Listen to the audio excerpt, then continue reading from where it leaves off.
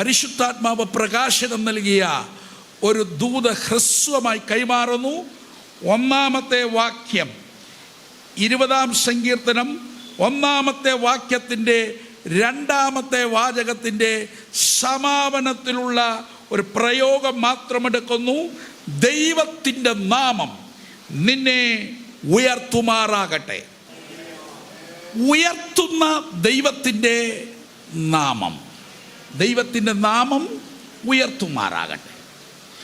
ഇത് എഴുതിയത് BC 1000 ജീവിച്ചിരുന്ന ദാവീദിൻ്റെ തൂലിക തുമ്പിൽ നിന്ന് ജന്മം കൊണ്ട മഹൽ കൃതിയാണ് സങ്കീർത്തനങ്ങൾ 20.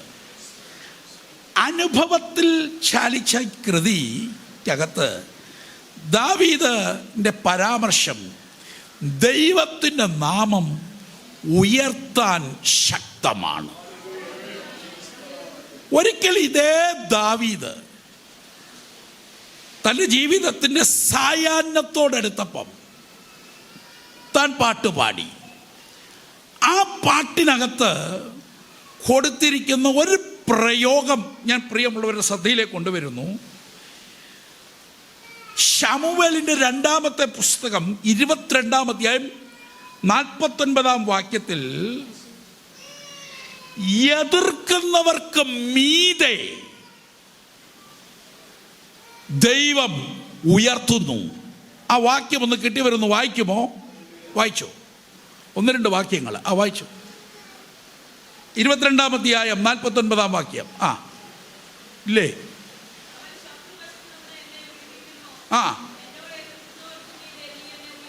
എന്നെ എതിർക്കുന്നവർക്ക് മീതെ എന്ത് ചെയ്യുന്നു?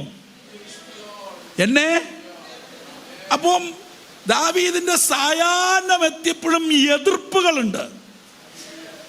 എന്നാൽ എതിരിന്റെ നടുവിലും താൻ ഒരു കാര്യം തിരിച്ചറിഞ്ഞു, ദൈവം കൂടെ ഉണ്ട്. ദൈവം എതിർക്കുന്നവർക്ക് മീതെ ഉയർത്തുന്നു. ഹല്ലേലൂയ. വൈരികൾക്ക് മീതെ ഉയർത്തുന്ന ദൈവ സാന്നിധ്യം തിരിച്ചറിയുന്ന ദൈവമക്കൾ എത്ര പേരുണ്ട്? ഹന്ന ദൈവത്തിൽ നിന്ന് നന്മയൊക്കെ പ്രാപിച്ച് ആലയത്തിൽ വന്നപ്പം ദൈവത്തിൻ്റെ ഉയർച്ചയെ കൊടുത്തു, ദൈവം ഉയർത്തുന്ന വിധത്തെക്കുറിച്ച് കൊടുത്തിരിക്കുന്ന ചില പ്രത്യേക പ്രയോഗങ്ങളുണ്ട്. ശമൂവേലിൻ്റെ 1-ാം പുസ്തകത്തിലെ 2-ാം അധ്യായം 7-ാം വാക്യത്തിൽ ദൈവം താഴ്ത്തുകയും ഉയർത്തുകയും ചെയ്യുന്നു. എന്നിട്ട് 8-ാം വാക്യത്തിൽ പറഞ്ഞു, അഗതിയെ. ഈ അഗതി എന്ന് പറഞ്ഞാൽ ആരാ? അഗതി. യഥാർത്ഥ മലയാള പദഘോഷം അതിൻ്റെ അർത്ഥം കൊടുത്തിരിക്കുന്ന ശരണൻ എന്നാണ്. ശരണം എന്നൊന്നും പറഞ്ഞ് കുഴപ്പമുണ്ടാക്കരുത്, മുഴുവൻ കേൾക്കണം. ശരണൻ. അതിൻ്റെ നിർവചനം ഇതാണ്: ജീവിതത്തിൽ ഒരു വഴിയും ഇല്ലാത്ത, ഒരു ഗതിയുമില്ലാത്ത വ്യക്തി. ഗതിയില്ല ജനങ്ങളിൽ കനിയുന്ന മഹേശനെ, ഗതിയില്ല ജനങ്ങളിൽ കനിയുന്ന മഹേശനെ, കരം പിടിച്ചെന്നെ തിരു വഴികളിൽ നടത്തുക. കരമുയർത്തി ദൈവത്തിന് മഹത്വം കരേറ്റാം. അപ്പോൾ അഗതിയെ അവൻ എന്ത് ചെയ്യുന്നു? ജീവിതത്തിൽ ഒരു ഗതിയില്ലാത്തവനെയും, നമ്മുടെ ഭാഷയെ പറഞ്ഞാൽ പരഗതിയില്ലാത്തവനെയും എൻ്റെ ദൈവം അവനെ തൊട്ട് അവനെ കൈപിടിച്ച് അവിടുന്ന് ഉയർത്തുന്ന ദൈവമാണ്. സ്തോത്രം.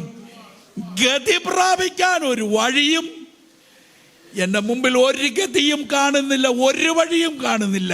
കയറി വരാൻ എന്നുള്ള നിലയിൽ ജീവിതത്തിൻ്റെ ചുറ്റുപാടും നോക്കി ഹൃത്തടം വിഷമിച്ച് വിഷമവൃത്തത്തിലായിരിക്കുന്ന ചിലരുടെ ഹൃത്തടത്തെ ഇന്ന് വചനം കൊണ്ട് തൊട്ട് പരിശുദ്ധാത്മാവ് കൈമാറുന്ന ആലോചന നിന്നെ കരം പിടിച്ച് ഉയർത്താൻ, കരുത്തുള്ളവനാണ്. ഇന്നിവിടെ എഴുന്നള്ളി വന്നിരിക്കുന്ന ദൈവപുത്രൻ, തിരിച്ചറിയുന്ന ദൈവമക്കൾ കരമുയർത്തി കർത്താവിന് മൗതകരേറ്റാം. അടുത്തത് അതേ 2:10 ഒരു പ്രയോഗം. അഭിഷക്തനെ ദൈവം എന്ത് ചെയ്യുന്നു? ഉയർത്തുന്നു. ഓൾഡ് ടെസ്റ്റ്മെന്റിലെ 500 ശേക്കൽ അയിനമൂര്, പാതി 250 ശേക്കൽ സുഗന്ധ ലവംഗം, 500 ശേക്കൽ വയനത്തൊലി, 1 ഹീൻ ഒലിവെണ്ണ ചേർത്ത് തൈലക്കാരൻ്റെ വിദ്യപ്രകാരം വിശുദ്ധ അഭിഷേക തൈലം, കൊമ്പിൽ പാത്രത്തിലുള്ള അഭിഷേക തൈലം ചൊരിയപ്പെട്ടിരിക്കുന്ന വ്യക്തി പുതിയ നിയമത്തിൽ പരിശുദ്ധാത്മാഭിഷേകം പ്രാപിച്ചിരിക്കുന്ന ദൈവ പൈതൽ. സ്തോത്രം. ആ അഭിഷക്തന് ആമേൻ എൻ്റെ ദൈവം ഉയർത്തും. സ്തോത്രം. ഇന്ന് ഇവിടെ നിന്നൊരു ദൂത് വിളിച്ചു പറയാം.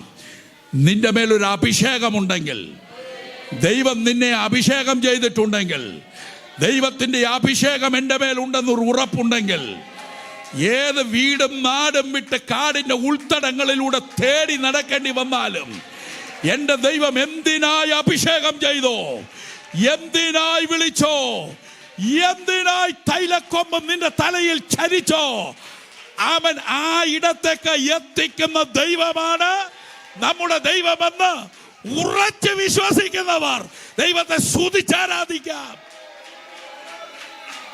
അതുകൊണ്ട് അഭിഷേകമുള്ളവർക്ക് ഉയർച്ചയുണ്ട്. ജോബ് ഒരിക്കൽ പറഞ്ഞു, താണവനെ അവൻ എന്ത് ചെയ്യും? 5:11 നിർത്തുക. വിസ്തരിച്ച് പറയേണ്ടത് നിർത്തുക. അതുകൊണ്ട് എളിയവനെ കുപ്പയിൽ നിന്ന് ഉയർത്തുന്ന ദൈവം ഇന്നിവിടെ ഉണ്ട്. ദൈവം കുപ്പയിൽ നിന്ന് ഉയർത്തുന്ന ദൈവമാണ്.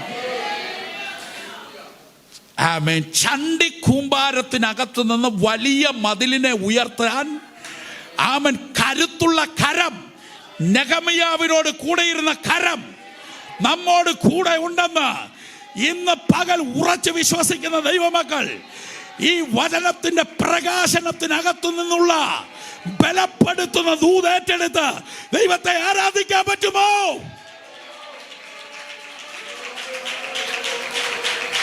ചെറിയ ആരംഭങ്ങളെ തുച്ഛീകരിക്കാത്ത ദൈവം